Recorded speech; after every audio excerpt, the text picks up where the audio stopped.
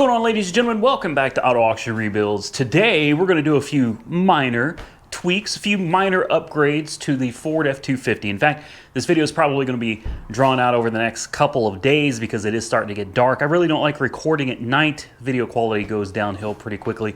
So I'm going to try to do all of this in daylight conditions if possible. We're going to start with something real simple. I want to show you guys a few things that we got here.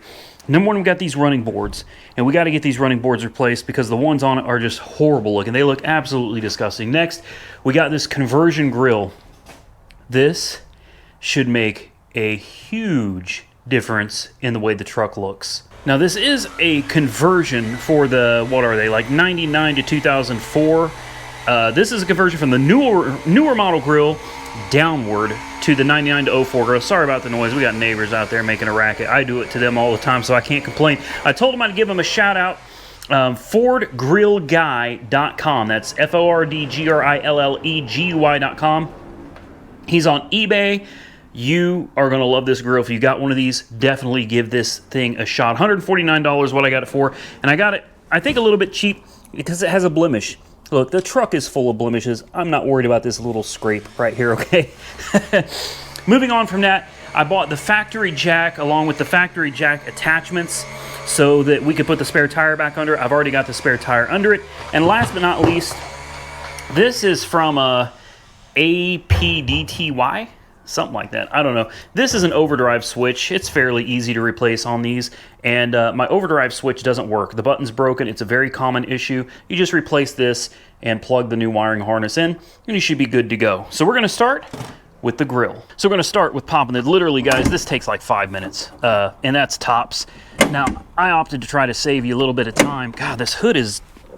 It's more difficult for me to open the hood on this than it is to actually do any of the work on this truck. There's all my new attachments for the jack. There are, what, 4 screws that hold this in. There's 2 clips on the bottom. Now, this grill is broken, so I'm not really worried about it. So we're just going to, oh, wow, look how easy that was. Just pop that right off right there, right? Very, very simple. Now, there are some clips down here. I believe there's 4 of them as well. These opted to stay in my header panel here, so we're gonna probably get some pliers and just yeah, these are very sharp, so you probably don't want to do this with your hands. Just get some pliers, press them down, pull them out. These are empty. We'll get these clips out and we'll get that new grill in. All right, now this grill comes with new clips, all 4 of them. Okay, so don't worry about the old clips. What I did is I took a big old screwdriver and I just punched them through it. Be careful of your condenser that's sitting right there. Don't punch that. Now you just line everything up. The clips line up down below, and you got a nice little groove up here that lines up on top. And that's it, man. You literally just come down here and push all of this in. You may have to get a screwdriver to assist these through these little holes right here to help push them in. But get those in there and put the screws in the top of the grill, and you should be good to go. And just like that, boys, you have upgraded your grill. Tell me that is not slick. Oh man, look at her shine. Look at that. Look at that. Look at that. That's not an effect. That's real. Real lens flare coming from the sun, gleaming off the front end of this Ford F250. Man, what an upgrade. That looks so phenomenal. What do you think? Before and after? I'm going with after. That black Ford logo too, just absolutely sick, man. Loving it. Now, I guess it's time we move on to these running boards because these things are looking rough. This right here makes the whole truck just look awful, in my opinion. Look at that. They just look horrible. So we got some Raptor running boards, about the same diameter, about 3 inches. Let's get those bad boys installed. Should only be like 3 bolts on this side, 3 bolts on that side. Real simple to do. Let's get her done. Okay, we're into the next day, and we got this thing almost ready to go, making sure we got everything packed up into the goes to it so that the new owner has everything he needs. All the old original parts that we took off are in here. It's the original spare tires right there. The new element that I never got around installing is right there. The tire carriage is behind the back seat. And man, that's pretty much it. You gotta really slam that door. That's a tight fit. Now, what we're doing is this truck. Now, I've been out here for probably the last 2 or 3 hours working on this, And this has been a little more of a bear than I really want to. It's really put me through my paces. I'm getting wore out, tired, but I'm determined to get this done. So I'm going to continue on because that's what I do over here at Auto Auction Rebuilds. I work. So we got the old ones off. As you can see, there's a lot of this looks like rust, and there is definitely some rust in here. A lot of it's also, there's rocks and dirt, but there was a lot of rust behind these. And that's thanks to it being a cheap kit. Those running boards were not a very good quality. Here's where they bolted up right here. You can see the rust. Look at the rest of the truck though. You notice the rest of the truck didn't have any rust on it, right? It's where the running boards were. They did just horrible prep work. It's ridiculous, but it is what it is, man. That's how they did it. So what we're gonna do is we're gonna figure out how these new brackets go on. Should be pretty straightforward and simple. Read the directions, figure out where they want these things to go, get them installed, and I'll show you real quick what it looks like without any running boards. Honestly, I almost think it looks good without the running boards. Yeah, I don't know. I think it does need some chrome down the side though to kind of tie in between the bumper and the rims. It does kind of need some chrome, don't you think? Here's the old running boards, and look at this. This is what I'm talking about. These were just not prepped well. If these had been painted well, these maybe wouldn't have rusted out. And also, there's no caps, so it allowed water to get in there and stand, which contributed to rusting it out. But there it is, very rusty. This could have been prevented if a little bit more care had been taken when installing these. But there she is. Now it's time to get these brackets on.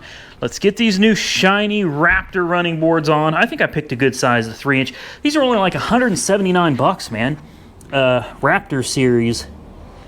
These are nice, real nice. Let's get these suckers on. Let's see what she looks like. Oh, but wait. I was totally screwing with you. I didn't put any of this on. My brother did. I almost forgot that. I totally lied to you.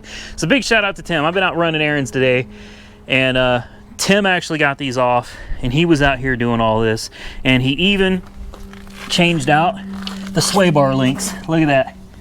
Brand new sway bar link right there, and brand new sway bar link over there. We're getting a lot of clunking. Where's the sway bar links? I want to show them.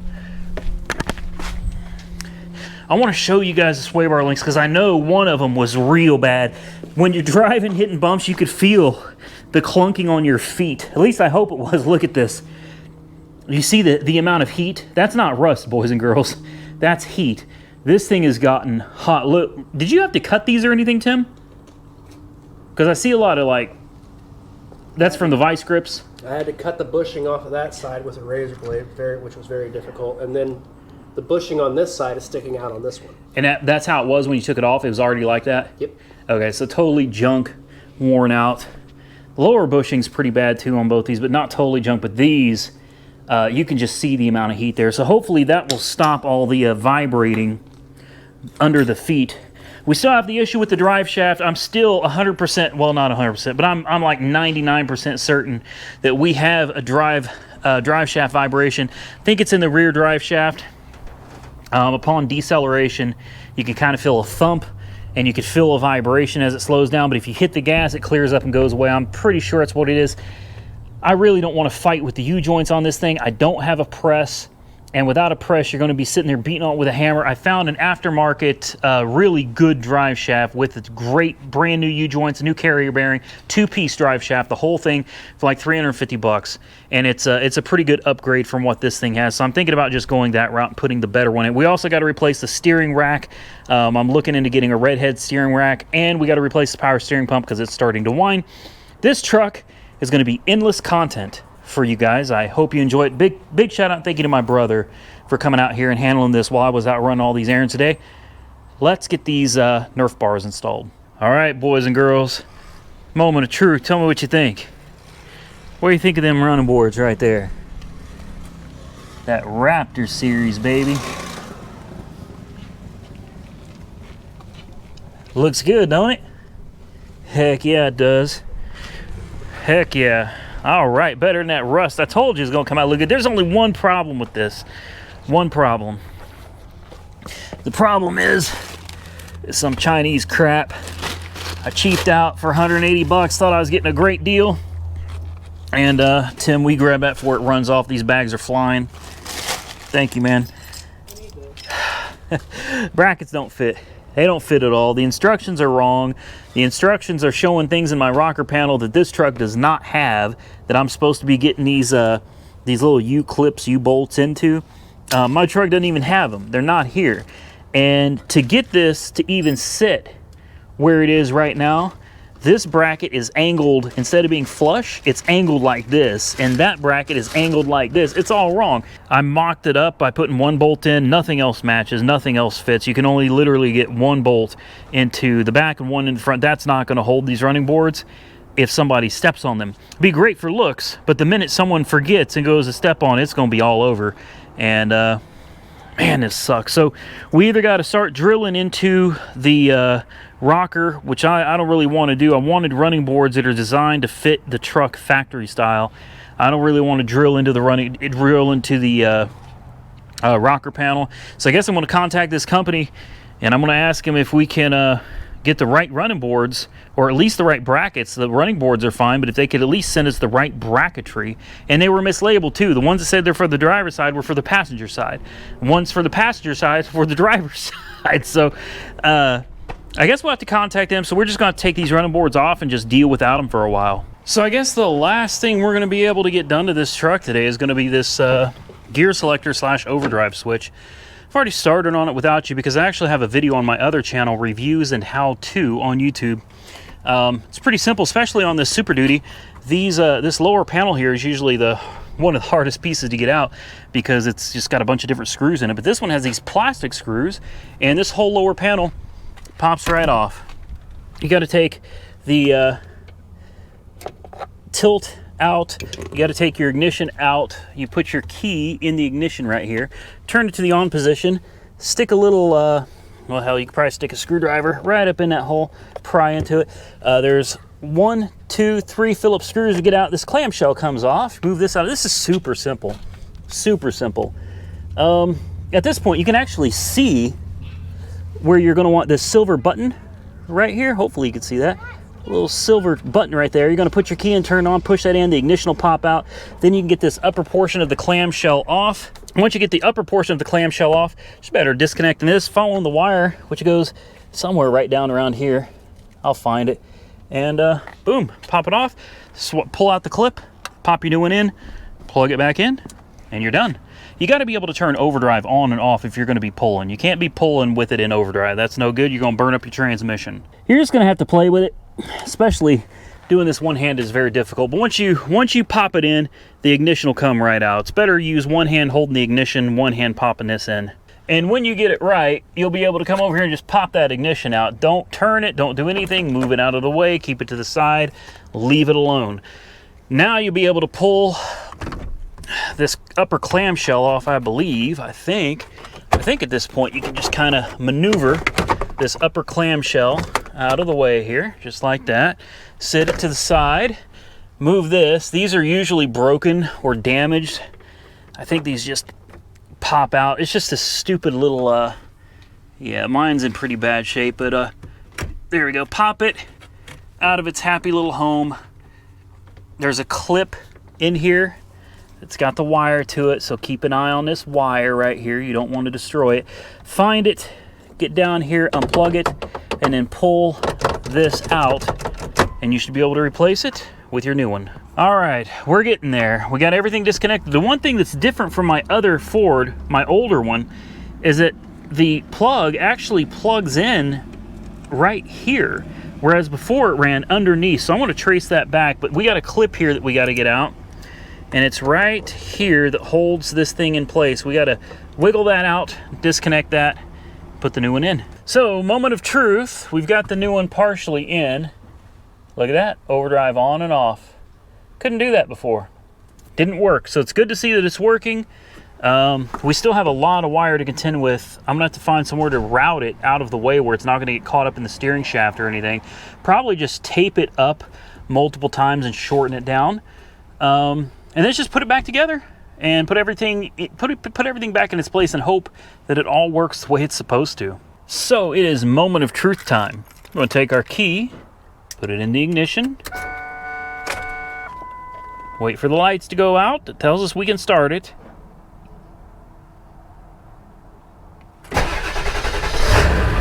Ooh, she runs. Make sure all the lights go out. And they do, except for the door jar light. Close that door. There we go. Boy, those lights are bright, ain't they? All right, let's make sure it shifts fine. Shifts good. Back into park. And then the main thing that we need to check here, there you go. This whole piece was like $29.95, something like that, $26, $27. Got it on Amazon Prime. You need this, even if you're not worried about turning your overdrive on and off, which you should be. If you're gonna have a truck like this, chances are you're gonna tow with it from time to time. You need to be able to turn overdrive off. Don't tow with overdrive on. You don't want to do that, man. You'll burn up your transmission. And another thing is, if you have transmission problems, this is the way your transmission communicates with you. Instead of a service engine light or a check engine light, you're going to get a flashing overdrive light. If your transmission starts slipping or experiencing problems, this little light is going to flash.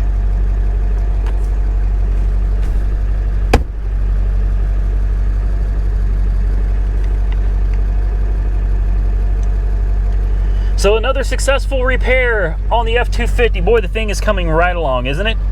Thank goodness we're done, because it is it's dark now. Well, it would have been great if we could have got the running boards installed. That was really high on my agenda today.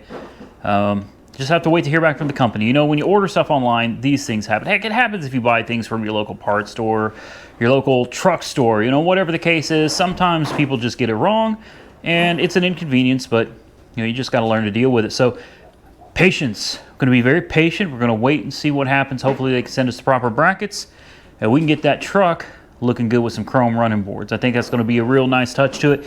And man, aside from a couple other minor things on the truck, I don't feel like, probably shouldn't even say it, but I don't feel like there's a whole lot left to do other than some U-joints and probably the U-joints in the front wheels and maybe the front and rear drive shaft, just going ahead and replacing them all together. I haven't made up my mind on that yet. We are going to sell the Porsche. I don't remember if I mentioned that or not in this video, but the Porsche is absolutely going up for sale. I've been giving it a lot of thought. And I talked to Mike, aka Weird Beard, today, and made sure he was ready for it. So I think that's something's going to have to happen. The car is great. I love it. I do, and that's kind of the problem. With all the money I'm spending on the house, I need the money for the dealer's license, for the bonds, for the insurance, for a lot more work to get done on the house. I think we're just going to have to let it go. So I'm thinking around $12,995 will be, I think that's a fair price. It still needs a couple things cosmetically, but mechanically, the car is solid. You know, no oil in the coolant at all. I think we'll do another video of the Porsche before we send it on its way. We got to do that video of replacing all of the coolant hoses that FCP Euro sent me, along with the thermostat, and putting the proper Porsche coolant in it, vacuum bleeding it one more time. And I think that car is going to be a great, fun car for somebody. It needs a couple little things cosmetically. It's not perfect, but it's got brand new tires. It'll have almost all the hoses completely replaced, new thermostat, new coolant. It's been a fun car. It's brought a lot of content, and I really do enjoy driving it. But the fact of the matter, the sad truth is, there are other projects, other things that we need the money for that supersede my desire to drive around in the Porsche. Cash is king, so I think $12,995, I think that's a good price. I think that's a fair price for a buyer. I think that's also a fair price for me. We did get $600 back on that hardtop, so that'll definitely take some of the financial burden out of that car.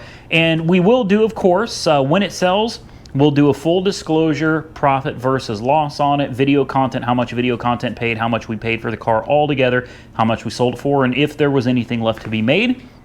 Comment below, tell me what you think. Do you think we're going to make anything on that car? I think it's going to be a good sell. I do hate to get rid of it, like I said, I really do, but just money is something we need right now because we got a lot of stuff going on and we need a lot more money coming in. And I need to go buy something else from Copart to show you guys. And I've already got something that I'm winning. I think you're going to like it. So, you know, that's how it goes around here. I get some of you get really mad that I buy these cars and fix them up and sell them.